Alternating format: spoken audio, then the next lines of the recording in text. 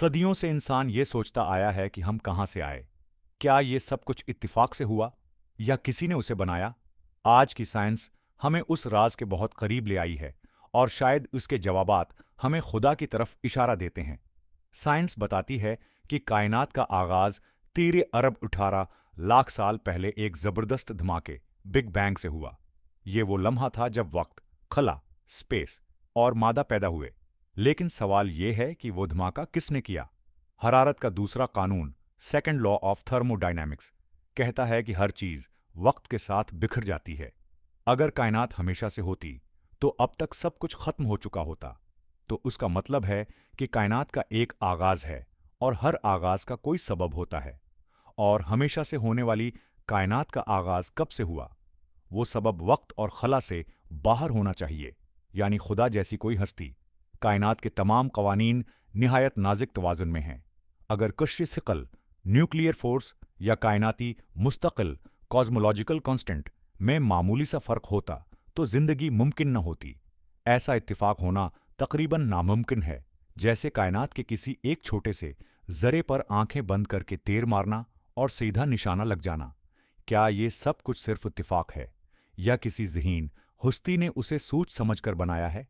Science एक ऐसा कानून तलाश कर रही है जो सब कुछ एक साथ बयान करे, एक मुकम्मल फार्मूला जो कायनात के हर उसूल को जोड़ दे।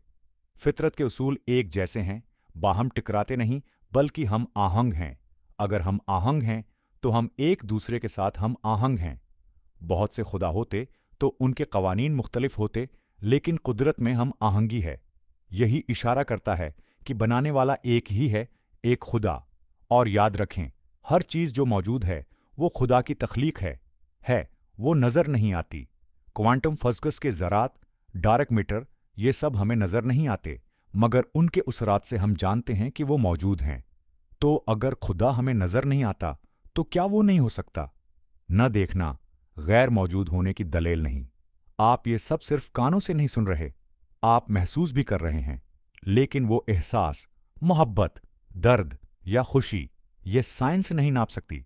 तो सवाल ये है, ये शूर, ये एहसास, ये ख्वाब कहाँ से आए? क्या ये सिर्फ दिमाग के खलिए हैं, या कोई रूह है, या किसी अक्लमंद खालिक है की झलक? हर इंसानी खलिए में DNA होता है, एक मुकम्मल कोड, एक जबान जिसमें जिंदगी का नक्शा लिखा गया है। ये जबान किसी ने लिखी है, ये खुद ब खुद नहीं बन सकती।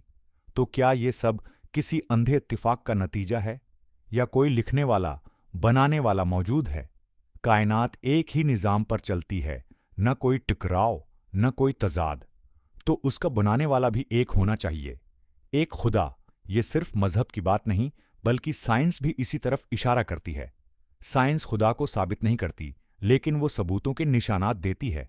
आगाज, तरतीब, अक्ल और कोड।